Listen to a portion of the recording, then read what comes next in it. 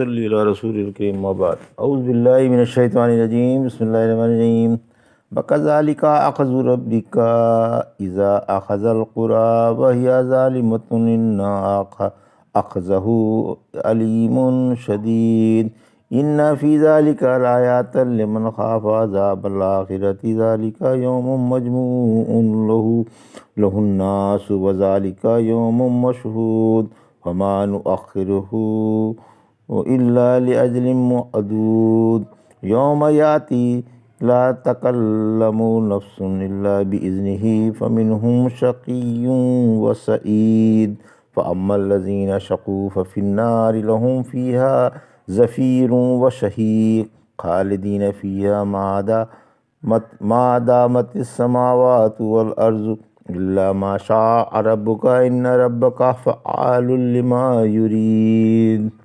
وَأَمَّا الَّذِينَ سُعِدُوا فَفِي الْجَنَّةِ خَالِدِينَ فِيهَا وَمَا دَامَتِ السَّمَاوَاتُ وَالْأَرْضُ إِلَّا مَا شَاءَ رَبُّكَ عَطَاءً غَيْرَ مَجْذُوذٍ فَلَا تَكُ فِي مِرْيَةٍ مِّمَّا يَعْبُدُ هَٰؤُلَاءِ مَا يَعْبُدُونَ إِلَّا كَمَا يَعْبُدُ آبَاؤُهُم مِّن قَبْلُ وَإِنَّا لَمُوَفُّوهُمْ نَصِيبَهُمْ غَيْرَ مَنقُوصٍ۔ ابھی آپ نے سورہ ہود کی آیت 102 سے 109 کی تلاوت سماعت فرمائی۔ ان آیتوں کا ترجمہ اور تفسیر اس طرح ہے: وَكَذَلِكَ أَخْذُ رَبِّكَ إِذَا أَخَذَ الْقُرَىٰ وَهِيَ ظَالِمَةٌ إِنَّ أَخْذَهُ علیم شدید۔ آیت 102 ترجمہ: آپ کے رب کے پکڑنے کا یہی طریقہ ہے، جب وہ کسی ظالم بستی کو پکڑتا ہے تو اسی طرح پکڑتا ہے۔ اللہ کی پناہ، اس کی پکڑ بڑی دردناک اور کڑی ہے۔ یہ ترجمہ تھا سورہ ہود کی آیت 102 کا۔ تفسیر: ہر ظالم اپنی ہلاکت کا منتظر رہے، یعنی ان ظالموں کی طرح ہر ظالم اپنی ہلاکت کا منتظر رہے۔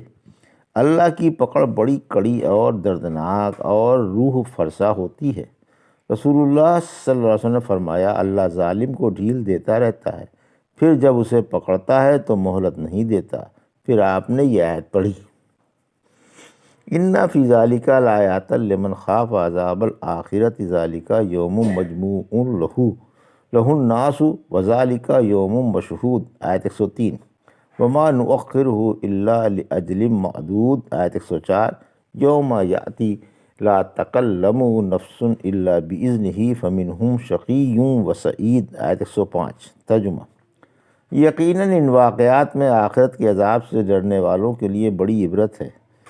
یہ وہ دن ہوگا جس دن تمام لوگ جمع ہوں گے، اور یہ وہ دن ہوگا جس دن سب موجود ہوں گے۔ ہم نے صرف ایک مقررہ مدت تک کے لیے اسے پیچھے ہٹا لیا ہے۔ جب یہ دن آ جائے گا تو اللہ کی اجازت کے بغیر کوئی لب بھی نہ ہلا سکے گا۔ پھر لوگوں میں سے کوئی تو خوش قسمت ہوگا اور کوئی بدبخت۔ یہ تھا ترجمہ آیت 103 سے 105 کا۔ تفسیر: کافروں کی تباہی سے اور مومنوں کی نجات سے اللہ کے وعدوں کی صداقت کا اظہار۔ آیت 103 یعنی کافروں کی تباہی سے اور ایمان والوں کی خلاصی سے قیامت کے بارے میں ہمارے وعدوں کی صداقت صاف ظاہر ہے، اور ڈرنے والوں کے لیے بڑی عبرت ہے، جس دن اگلے پچھلے سب جمع اور موجود ہوں گے، اور ایک بھی حاضر کیے بغیر نہ چھوڑا جائے گا۔ سورہ کہف کی آیت 47 میں فرمایا، ہم انہیں جمع کر دیں گے اور ان میں سے کسی کو بھی نہیں چھوڑیں گے۔ یہ بڑا بھاری دن ہوگا جس میں فرشتے حاضر ہوں گے، انبیاء موجود ہوں گے، انسان، جن، پرند چرند سب اکٹھے ہوں گے، اور حاکم مطلق جو ذرہ برابر بھی ظلم نہیں کرتا بلکہ نیکی کا صلہ بڑھا چڑھا کر دیتا ہے، ان میں فیصلہ فرمائے گا۔ آیت 104 قیامت کا ایک مقررہ وقت ہے۔ قیامت ایک مقررہ وقت پر دیر سے اس لیے آئے گی کہ اللہ کا فیصلہ ہو چکا ہے کہ مقررہ وقت تک دنیا میں انسان آباد رہیں گے، اور مقررہ وقت تک دنیا سونی پڑی رہے گی، پھر مقررہ وقت پر قیامت آ جائے گی۔ آیت 105 شفاعت کا کسے حق ہوگا؟ پھر جب قیامت آ جائے گی تو کسی کو اللہ کی اجازت کے بغیر لب ہلانے کی بھی مجال نہ ہوگی۔ بحرز اس کے جسے مہربان رب اجازت دے دے اور وہ بات بھی ڈھنگ کی کرے۔ ایسا شخص توحید پرست ہوگا جو گنہگاروں کی سفارش کے لیے لب کشائی کر سکے گا۔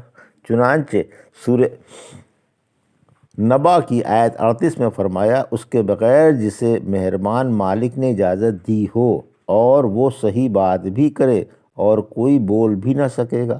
پھر فرمایا کہ کوئی خوش نصیب ہوگا اور کوئی بد نصیب۔ سورہ شورا کی آیت 7 میں فرمایا، یعنی ایک گروہ جنت میں ہوگا اور ایک گروہ جہنم میں۔ جب یہ آیت اتری تو عمر رضی اللہ عنہ نے پوچھا، یا رسول اللہ صلی اللہ علیہ وسلم، ہم کس پر عمل کرتے ہیں؟ آیا اس فیصلے پر جو پہلے سے طے ہو چکا ہے یا نئی چیز پر؟ فرمایا نہیں، بلکہ اسی پر جو طے ہو چکا ہے اور جس پر قلم چل چکا۔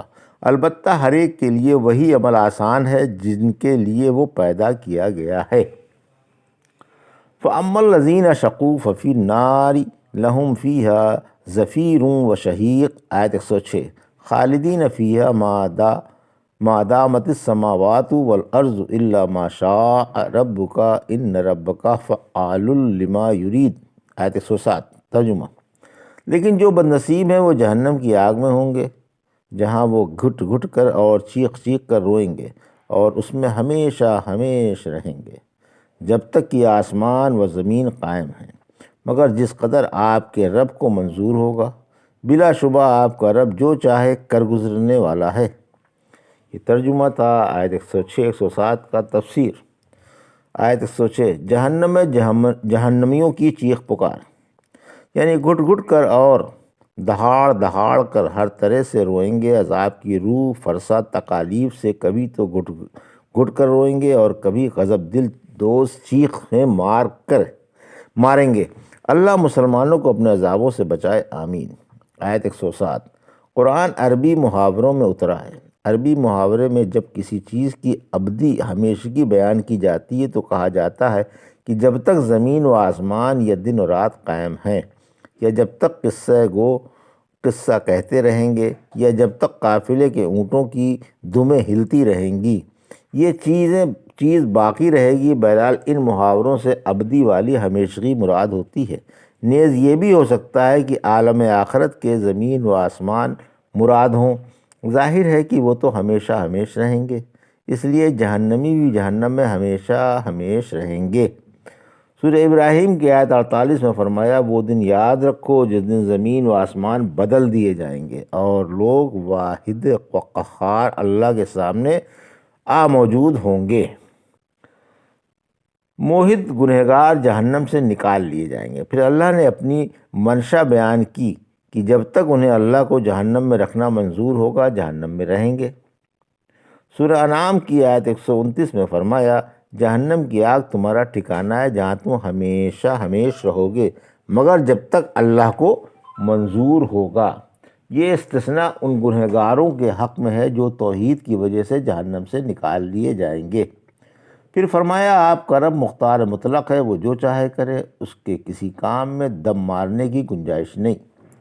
وَأَمَّا الَّذِينَ سُعِدُوا فَفِي الْجَنَّةِ خَالِدِينَ فِيهَا مَا دَامَتِ السَّمَاوَاتُ وَالْأَرْضُ إِلَّا مَا شَاءَ رَبُّكَ عَطَاءً غَيْرَ مَجْذُوذٍ آیت 108 ترجمہ۔ لیکن جو خوش نصیب ہیں وہ جنت میں ہمیشہ ہمیش رہیں گے جب تک کہ آسمان و زمین قائم ہیں، مگر جو آپ کے رب کو منظور ہوگا اللہ انہیں نہ ختم ہونے والی بخشش عطا فرمائے گا۔ یہ ترجمہ تھا آیت 108 کا تفسیر۔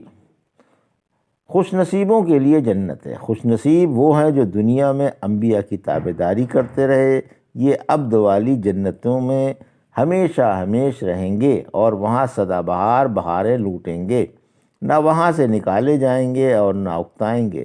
جنت ان پر ان کے عملوں کی وجہ سے واجب نہ تھی، مگر انہیں اللہ کی مشیت و مہربانی نے جنت دلوائی۔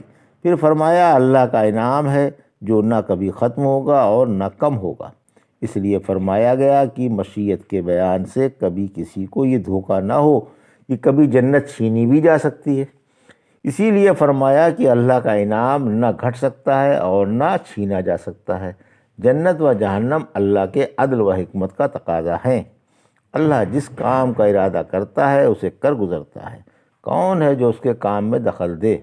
سورہ انبیاء کی آیت 33 میں فرمایا اس کے کام میں کوئی دم نہیں مار سکتا اور وہ سب سے حساب لے لے گا۔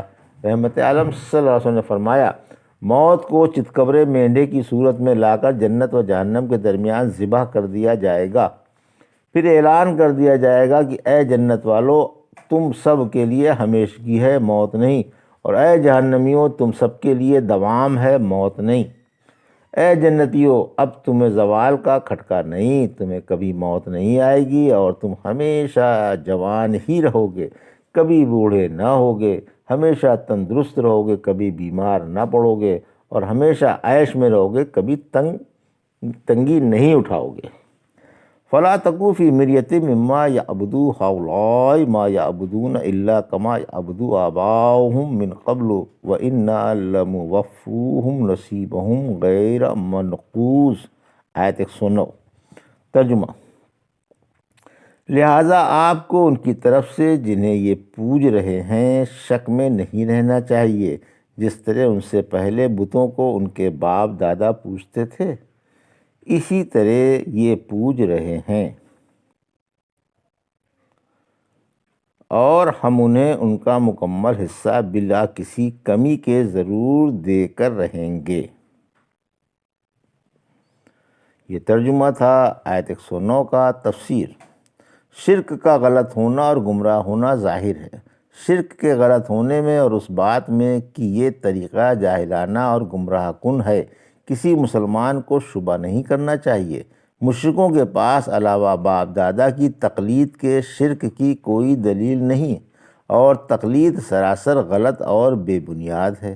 مشرکوں کو ان کے نیک عملوں کا صلہ دنیا ہی میں مل جاتا ہے اور وہ آخرت میں خالی ہاتھ رہ جاتے ہیں۔ آخرت میں ان پر طرح طرح کے عذاب ہی ہوں گے۔ اللہ کے جنت و جہنم کے بارے میں جو وعدے ہیں وہ سب پورے ہو کر ہی رہیں گے، اور مشرکوں کے لیے عذاب کا جو مقرر حصہ ہے وہ انہیں ضرور مل کر رہے گا۔ یہ تھا سورہ ہود کی آیت 102 سے 109 کا ترجمہ اور تفسیر جو بھی آپ نے سماعت فرمائی۔ بارک اللہ لی و لکم فی القرآن الحکیم و نفعنی وایاکم بآیات الذکر الحکیم۔